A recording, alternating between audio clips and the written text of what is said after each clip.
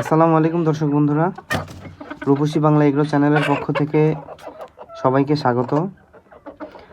তো আমি নতুন একটি ভিডিও নিয়ে চলে এসেছি আপনাদের মাঝে।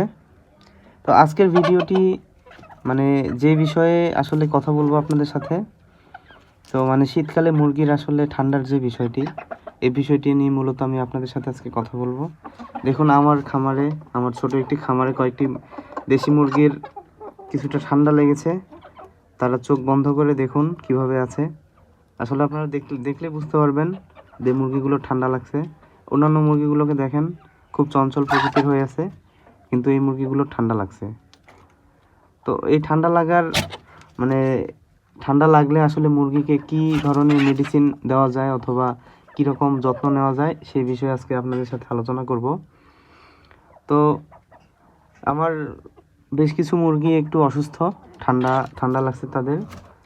তো এখন যেহেতু শীতকাল, আসলে এখন প্রচণ্ড শীত পড়তেছে, আমাদের গ্রামাঞ্চলে প্রচুর শীত। তো এই শীতে আসলে মুরগির ঠান্ডা লাগা খুব একটি কমন বিষয়। আসলে এই ঠান্ডা থেকে মুরগিকে সুরক্ষিত রাখার জন্য আসলে বেশ কিছু পদক্ষেপ নিতে হয়। তো তার মধ্যে রয়েছে, দেখুন এখন রাত 9টা বাজে প্রায়, কিন্তু আমি এখানে একটি 200 ওয়াটের বাল্ব জ্বালিয়ে রেখেছি। তো বন্ধুরা দেখুন, আমার এখানে মোটামুটি 6 ফিট বাই 7 ফিটের মতো একটা রুম, একটা ঘর মুরগির। তো এই মুরগির ঘরে আসলে আমি একটি 200 ওয়াটের বাল্ব এখানে দিয়েছি, যাতে রাতের বেলা আসলে মুরগিগুলো ঠান্ডা না লাগে। তো আর উপরে আমি দেখুন একটি চালার মতো দিয়েছি, কিন্তু আসলে এদিক দিয়ে ঠান্ডা প্রবেশ করতে যেন না পারে, সে কারণে আমি বিভিন্ন রকম বস্তা অথবা বিভিন্ন রকম জিনিস দিয়ে আসলে ঢেকে দিয়েছি, যেন মুরগিগুলোকে ঠান্ডা না আসে অথবা রাতের বেলা বাতাসটা না আসে। আর আমি নিচে দেখুন, আমি এখানে কাঠের যে গুঁড়া রয়েছে সেটা আমি লিটার হিসেবে এখানে ব্যবহার করেছি। আমি কাঠের গুঁড়োটা একটু মোটা আস্তর করে দিয়েছি, যেন মাটির যে ঠান্ডাটা মুরগির মূলত যদি আমি নিচে রাখি মুরগিকে, তাহলে মুরগির যে মাটির যে ঠান্ডাটা মূলত এই ঠান্ডাটা বেশি লাগে। তো এই কারণে আমি মুরগির যেই ইয়েটা দিয়েছি, কাঠের গুঁড়ো মুরগিকে আমি দিয়ে দিয়েছি, যেন মুরগির আসলে ঠান্ডা না লাগে। আবার এখানে দেখুন মুরগির ঘরায় কয়েকটি আমি কাঠের তক্তা দিয়েছি, যেন রাতের বেলা মুরগিগুলো মাটি থেকে উপরে উঠে থাকতে পারে।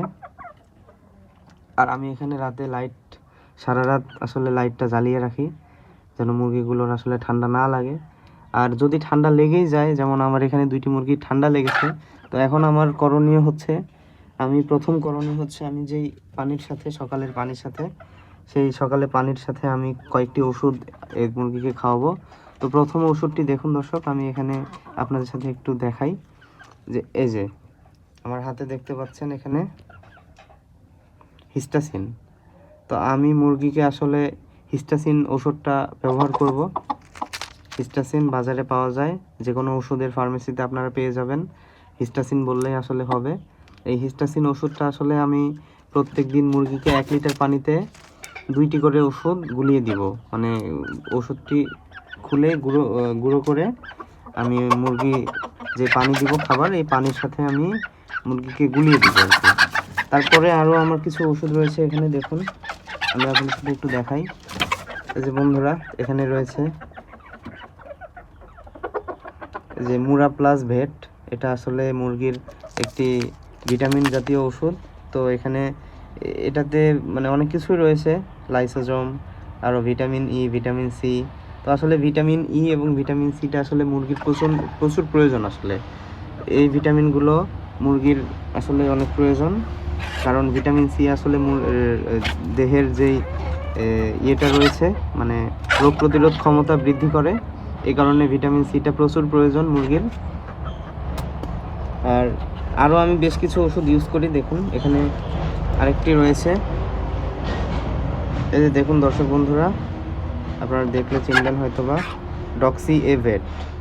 তো ডক্সি এভেট নামের এই ওষুধটি আমি মোটামুটি 3 দিন রেগুলার ইউজ করতে হবে ঠান্ডা লাগলে। ডক্সি এভেট হচ্ছে আপনি ডক্সিসাইক্লিনের একটি অ্যান্টিবায়োটিক। তো এই অ্যান্টিবায়োটিকটা ইউজ করতে হবে। আবার সাথে রয়েছে অ্যামপ্রল ইপি, দেখুন বাজারে পেয়ে যাবেন যে কোনো ভেটেরিনারি দোকানে, অ্যামপ্রল ইপি ফেট। তো এটাও মোটামুটি রক্ত আমাশার কারণে, যদি আপনার মুরগি রক্ত আমাশা অথবা আপনার আমসা পায়খানা করে, সেক্ষেত্রে আসলে এই ইমপ্রোল ভেটটা ইউজ করতে পারেন। তো আমি আসলে আরেকটা যে মুরগির যে ইয়েটা আছে সেটা হলো যে মাইক্রোনিট ভেট। তো এটাও আসলে একটি অ্যান্টিবায়োটিক পর্যায়ের একটা ওষুধ। তো এই মাইক্রোনিট ভেট এটাও আমি ইউজ করি। তো দর্শক বন্ধুরা, এই হচ্ছে আমার আপাতত মানে মুরগির যেই ওষুধের যে তালিকাটা দিলাম, এইগুলো ইউজ করলে আলহামদুলিল্লাহ মুরগি সুস্থ হয়ে যাওয়ার কথা। তো আমার এখানে বেশ কিছু মুরগি আসলে একটু ঠান্ডায় আসলে অসুস্থ। তো দেখুন, বেশ কিছু মুরগি চোখ বন্ধ করে রয়েছে, চুপচাপ দাঁড়িয়ে রয়েছে, কোনো সাড়া শব্দ নেই তাদের। কিন্তু বাকি মুরগিগুলো একটু চঞ্চল প্রকৃতির। তো এই মুরগিগুলো আল্লাহর রহমতে সুস্থ রয়েছে। তো আপনারা যারা আসলে এরকম অসুস্থতায় মানে আপনাদের খামারের মুরগিগুলো এরকম অসুস্থতায় ভুগতেছে, তারা আসলে আমি যে ওষুধগুলোর কথা বললাম, এই ওষুধগুলো যদি ব্যবহার করেন, আশা করি আল্লাহর রহমতে ভালো হবে। আর এছাড়াও আপনারা যদি চান তাহলে অবশ্যই ভেটেরিনারি ডাক্তারের সাথে পরামর্শ করতে পারেন। আর আপনারা আসলে আপনাদের যেই খামারের যে ম্যানেজমেন্টটা, এটা ঠিকঠাক মতো করবেন, কারণ খামারের ম্যানেজমেন্টের উপর আসলে অনেক কিছু নির্ভর করে মুরগির অসুখ বিসুখ। আর মুরগির যে পরিচর্যাটা, এই পরিচর্যাটা ঠিক মতো করতে হবে। আপনারা পারলে এরকম লাইট ইউজ করবেন আপনাদের মুরগির ঘরায়, আর এরকম আসলে মুরগির যত্ন নেবেন, তাহলে আল্লাহর রহমতে মুরগি শীতকালেও সুস্থ থাকবে, মুরগির কোনো প্রবলেম হবে না আশা করি। আর বন্ধুরা, যারা আপনারা মুরগির সমস্যায় আসলে চিন্তিত, তারা আসলে এই এই এই পদ্ধতিটা ইউজ করতে পারেন। আর আপনারা যদি কোনো পরামর্শ চান তাহলে অবশ্যই আমাকে কমেন্ট বক্সে জানাবেন। আমি আপনাদের আসলে ইনশাল্লাহ পরামর্শগুলো দেওয়ার চেষ্টা করব। যদিও আমি ভেটেরিনারি ডাক্তার না, তারপরেও আমার যে একটা মানে এক্সপিরিয়েন্স রয়েছে মুরগি পালনের বিষয়ে, তো সেই এক্সপিরিয়েন্স আপনাদের সাথে আমি শেয়ার করতে পারবো। তো আজকের মতো এখানেই দর্শক বন্ধুরা, আপনারা যারা আমার ভিডিও এতক্ষণ দেখলেন তারা অবশ্যই ভিডিওটি লাইক করবেন, শেয়ার করবেন। আর যদি চ্যানেলটি ভালো লেগে থাকে তাহলে চ্যানেলটি অবশ্যই সাবস্ক্রাইব করবেন, এবং নতুন নতুন ভিডিও আপডেট পাওয়ার জন্য আপনারা এই বেল আইকনটিতে টিপ দিয়ে রাখবেন। তো দর্শক বন্ধুরা, আজকের মতো এখানেই। আপনারা ভালো থাকবেন, এই শীতকালে আপনাদের মুরগির যত্ন নেবেন, নিজেদের যত্ন নেবেন। আসসালামু আলাইকুম।